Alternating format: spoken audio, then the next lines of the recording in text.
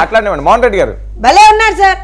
నేను అడిగిన దానికి ఆయన సమాధానం చెప్పకుండా తిప్పి తిప్పి తిప్పి తిప్పి చెప్తూ ఉంటే మీరు వినండి ఎలా ఉంటారు? కృష్ణాంజలి గారు.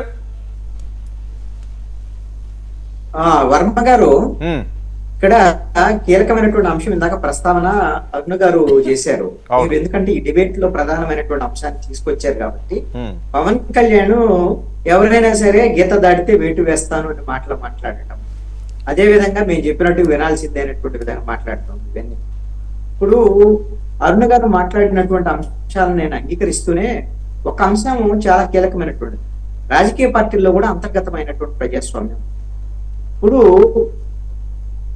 10 సంవత్సరాల నుంచి పనిచేసినటువంటి జనసేన పార్టీకి సంబంధించినటువంటి నాయకులకి టికెట్లు రాకపోతే వాళ్ళని కనీసం పిలిచి మాట్లాడకుండా, వాళ్ళని సర్ది చెప్పకుండా వీళ్ళు ఇష్టారాజ్యంగా అభ్యర్థులను ప్రకటించుకుంటూ పోతే, ఈ రోజు వచ్చి పార్టీలో చేరిన వాళ్ళకి రేపొద్దున టికెట్లు ఇస్తే ప్రశ్నించకుండా ఉండాలి అని అంటే ఎట్లా సాధ్యమైందండి?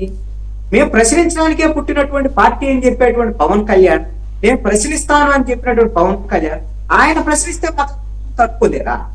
ఇప్పుడు నేను ఒకటి అడుగుతానండి, పులివర్తి రామాంజనేయులు భీమవరం ఏ పార్టీ అండి? తెలుగుదేశం.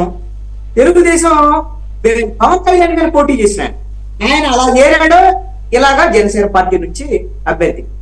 నేను మీ పోతిన మహేష్ మీరు జనసేన పార్టీయా లేదా జనసేన పార్టీ కోసం పనిచేస్తున్నాడా లేదా, లేకపోతే జనసేన పార్టీ కోసం పోతిన మహేష్ ఇలాంటప్పుడు మరి అలాంటప్పుడు పోతిన మహేష్కి ఎందుకు టికెట్ ఇవ్వలేదు? కారణం ఏంది? కనీసం పిలిచి మాట్లాడి దానికి రీజన్ చెప్పాలా అక్కర్లేదా?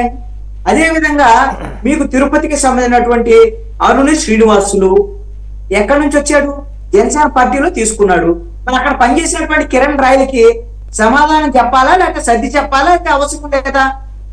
ఇంకా మేము మాట్లాడితే ఒప్పుకోం, గీత ఆడితే మేము వేటు వేస్తాం అంటే కృష్ణాంజలి గారు మీరు చూడలేదు. కాదు కృష్ణాంజలి గారు, ఒక విషయం మీరు చూడలేదేమో కానీ ఆయన ఆల్రెడీ వాళ్ళతో మాట్లాడడం జరిగింది కదా, ఈ మధ్యన వరుస పెట్టి వస్తున్నాయి కదా. ఏమండి నేను అదే చెప్తున్నాను, ఒకటి మాట్లాడటము లేకపోతే సత్య చెప్పడం కాదు. ఒక విషయం ఏమిటి అంటే వాళ్ళకి ఎందుకు సీట్ ఇవ్వలేదు దానికి ఏమన్నా రీజన్ చెప్పగలుగుతారా? నేను అడుగుతున్నాను. ఇప్పుడు రాయపాటి అరుణ ఉన్నారు, ఆవిడ ఈ రోజున వీళ్ళందరి మీద ఈవెన పవన్ కళ్యాణ్కి అనుకూలంగా లేదా వాళ్ళ నాయకుడు కాబట్టి మాట్లాడితే మాట్లాడొచ్చాం. రేపొద్దున ఆవిడకి బాధ వచ్చినా సరే నాయకుడిని ప్రశ్నించాలంటే హక్కు రేపొద్దున ప్రశ్నిస్తుంది కూడా. రేపొద్దున నేను అసలు ప్రశ్నించను, నేను పవన్ కళ్యాణ్ ఏం చెప్తా చేస్తాను, బావిలో దూకమంటే దూకుతాను అని ఇప్పుడు డిబేట్ లో చెప్తే చెప్పొచ్చాం. రేపొద్దున ప్రశ్నించినప్పుడు బాధ వచ్చినప్పుడు